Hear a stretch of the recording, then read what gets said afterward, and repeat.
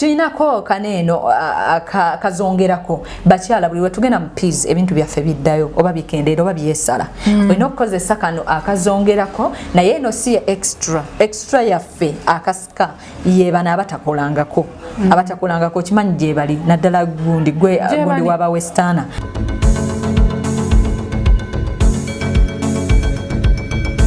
Yakyagenda maaso ne piece tatu agenda kubanga tulaga kuzimu kuzi products ze abenga azibalaga waneeno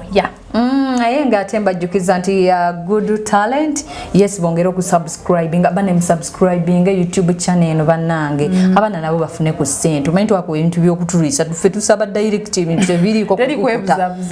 mukwano musubscribing tulye ku ssente za YouTube bantu baziridde bannange. Anyway, business yange lotions zinezenjawulo zezimu kuza abantu anyirira obunyirize nga tayeruka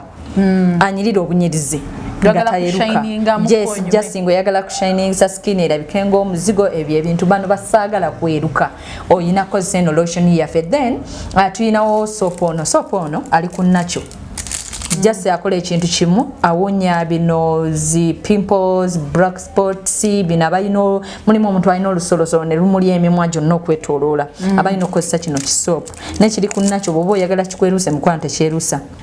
tekikyusa kala kikuleka munacho kala yo. Tulina products nyingi nnyo ez'enjawulo tulina zino zi extra zino zeerusa nnyo omuntu ng'oyagala ayiruka asingeko ne piece tatu zeerusiza ddala oyagala kufuuka muzungu tulina abantu b'enjawulo ababyesize nga beeru besitasobola kumalira wano time bamentioninga then tulina zi super lightening ye muntu asobola okukoma nga bwondaba ku bweru buno obusamusaamu obutatuwakadde ate eri yajja nagamba saagala too much njagala just somehow kati yenze nondabirawo nkubuzaabuza ninga ateyerusa naye ng'ate mukwano nkiwugamu sikinaako buzibu tulina kano abakyala balina obugalo obukonye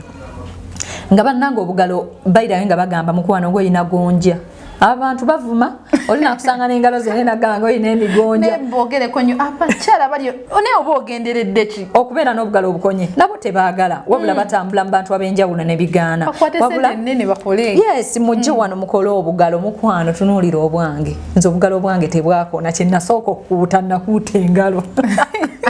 so bajja wano ne tubawa zino akangalo bukonye then tulina creams ez'enjawulo ku side y'okuba nti tuyinako ebintu by'omu kisenge nina no products z'omu kisenge nnyingi nnyo just kano nkutte kituuza kano katono badde tokimanyi tulina byonna ka splash water n'ogakunkumula essuuka omusajja n'agisulawo n'agamukwano ewasenga nga gy'osiiba kakasuuka ne katoba ebyo byonna tulina ka splash water nga ne bwe gavaayo ne gakunkumuka ne gayiika omwami tegawumuunyira bayira eriyo abantu abazza amazzi naye nga gawunya bubi nga galimu ekisu bayira we abantu abasinga bajja genda ku namba yange ku WhatsApp mbasomese ennaaba y'owansi wansi munaaba y'obubi ogenda okwegatta n'omwagalwa wo nozza ekisu kati ate ekisu ekyo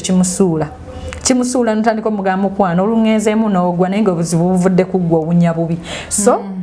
ebyo byonna mbisomesa nenkutegeeza tulinako kaneeno kazongerako bakyala buli wetugenda mu peas ebintu byaffe biddayo oba bikendeera oba byesala olina okukozesa kano akazongerako naye eno si extra yaffe akasika yebana abatakolangako kimanyi gye bali naddala gundi waba westana abaana tebabikolanga badde okimanyi bookulira tobamanyi kati oba olina obbaleeta tubawe extra ezisikeze abalongo babongerereko ddala babasike nnyo so kano kabuno just okuzongerako nga bw'ogamba nti kanzitereeze kiba kitegeeza nti kano akantu okeetaaga omukyala yenna mu njuyo nti buli wogenda mu piiza okukwatako mwono oyiro waffe n'ogenda ng'ozongerako mpola okusobola okuzeewala ozizzaayo ebintu bingi nnyo bye tukola nga sisobola bimenyamenya awulimu abakyala abalina ebintu bya red n'amyuka face n'ebanga omusaayi abapinki ebiseera ebisinga bava ku products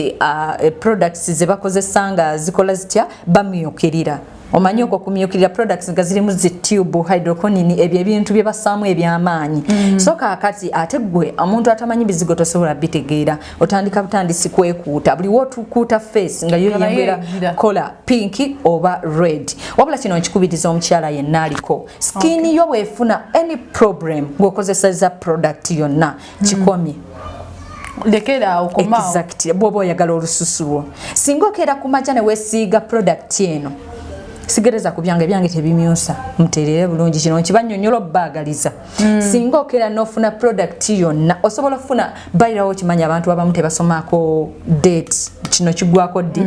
nagula ekintu nakijja mu dduuka n'atandika kyesiiga kati bw'atandika kyesiiga ne kimumyula kati bw'oba tewasomyeko mukwano bw'okisanga mu mmira n'ogamba nfunye binnamakula mama laba ekyalo edi kimalawo eyo product gistopping okwewala skin yo jongerayo n'omanyi nti gye bali abantu n'agenda maaso kulukulu kati bw'ava mu red nafuna black n'omugamba weesiiza amanda mu face nti mukwano seesiize manda nalinga asiriddeko exactly kati ebyo byonna mukwano ffe tuwano tubikwewaza okubeera ng'okozesa products z'otategedde tuyinako bi red punch black punch treatment zaabyo nabyo tubijjanjabira ddala balage ku eyo spotless eyo twagiteekako spotless 2 in 1 ekikyagituteekesako kino ekintu kano ka spotless kayamba colors zonna nti omuntu omuddugavu agikozesa teyerusa ate n'omuntu omweru agikozesa teyerusa dwaki esobola okuyamba ku pimples ne black spots egende zifedingisa mpola empola ng'ogiwadde time emala wabula ng'ate eyambako erimu growing skin eno spotless yaffe cleanser eriwo nga ekola ebintu bibiri omulundi gumu bintu bingi nnyo byesitasobola bamalirayo okulwakadde naye nga just olina tukyalirako ku ttabi lyaffe ekkulu enajja nankumbi Ntebe Road opposite church y'aba Seventh Day tukola deliveries abantu abali ewala Mbalala Fort Portal wano mu Uganda abantu abatulabira mu mitala w'amayanja wonna nawe omwana ali mu kiyumba mwe mwekwasa nnyo mukwano omwezi ogujja lwenkomawo mukwano bitumye ebikutuukeko osobola okudda mu Uganda balemeno kikkiriza nti obadde mu kiyumba omanyi abantu be Uganda bajoga nnyo bajoga